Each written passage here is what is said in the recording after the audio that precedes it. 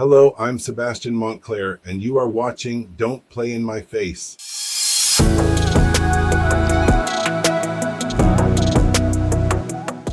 What's good, people? Today we are going to talk about what true law and order means, and how some on the right have manipulated the term for their own advantage. I believe what they are truly saying to us, especially the leader of the GOP, is that the laws only apply to us. And when we step out of line in their view, they must deliver order. However, what happens when they step out of line? I believe that he is playing in our face. Mr. President, I would love to ask you about January 6th. You've called yourself the candidate of law and order. Yeah. When Time magazine asked you if you would consider pardoning all the rioters, you said, yes, absolutely. Sure. You called them patriots. 140 police officers were assaulted that day. Their injuries included broken bones, at least one officer lost an eye, one had 2 cracked ribs, 2 smashed spinal discs, another had a stroke. Were the people who assaulted those 140 officers, including those I just mentioned, patriots who deserve pardons? Well, let me bring it back to modern day. Like about 5 days ago, we had an attack on the Capitol.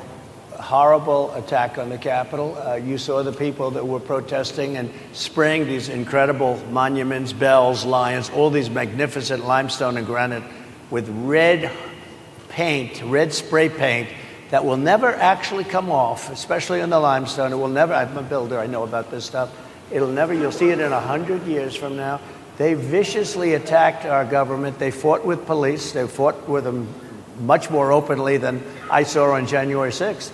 What's going to happen to those people? What's going to happen to the people in Portland that destroyed that city? But sir, my question is on those. What's going to happen to the people that tried to bring Rioters. So he would pardon those people? Listen to what he is telling us, people. The rules apply to us. If you are rioting on his side, the rules don't apply to you. If you know, you know. Americans, my first and highest duty as president is to defend our great country and the American people. I swore an oath to uphold the laws of our nation, and that is exactly what I will do.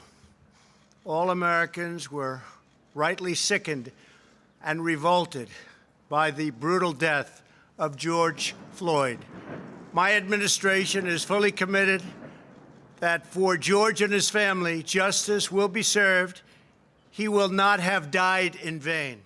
But let's take a look now at another portion of this documentary from Alex Holder. It's an interview with Donald Trump. This is after the insurrection. This is in March 2021 at his Florida home, Mar-a-Lago.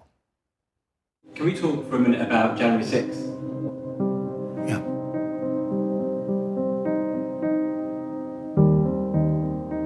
Well, it was a sad day, but it was a day where there was great anger in our country. People went to Washington primarily because they were angry with an election that they think was rigged. A very small portion, as you know, went down to the Capitol, and then a very small portion of them went in. But I will tell you, they were angry from the standpoint of what happened in the election, because they're smart and they see and they saw what happened. And I believe that that was a big part of what happened on January 6th. Peaceful protesters were violently removed from this site nearly 2 weeks ago so Donald Trump could hold a photo op. The country's top-ranking military officer says he now regrets taking part. I should not have been there. My presence in that moment and in that environment created a perception of the military involved in domestic politics. The general joins a list of military leaders, including 2 of Trump's former cabinet members, who have criticized the president's handling of the growing unrest. Trump focused elsewhere today, reaffirming his support for police, pledging additional funding and training. We'll make no progress and heal no wounds by falsely labeling tens of millions of decent Americans as racist or bigots. This message will be front and center when the president resumes campaigning next week. President Trump is, the African American community is very near and dear to his heart. Americans, my first and highest duty as president is to defend our great country and the American people. I swore an oath to uphold the laws of our nation, and that is exactly what I will do. All Americans were rightly sickened and revolted by the brutal death of George Floyd. My administration is fully committed that for George and his family, justice will be served. He will not have died in vain. But we cannot allow the righteous cries and peaceful protesters to be drowned out by an angry mob. The biggest victims of the rioting are peace-loving citizens in our poorest communities. And as their president, I will fight to keep them safe. I will fight to protect you. I am your president of law and order and an ally of all peaceful protesters. Seems to me that one group of protesters were on the side of law and order and one was not.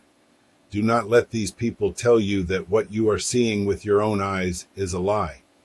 One set of rules for the privileged and another set of rules for the oppressed. Please like and subscribe for more content like this. Use your heads, people.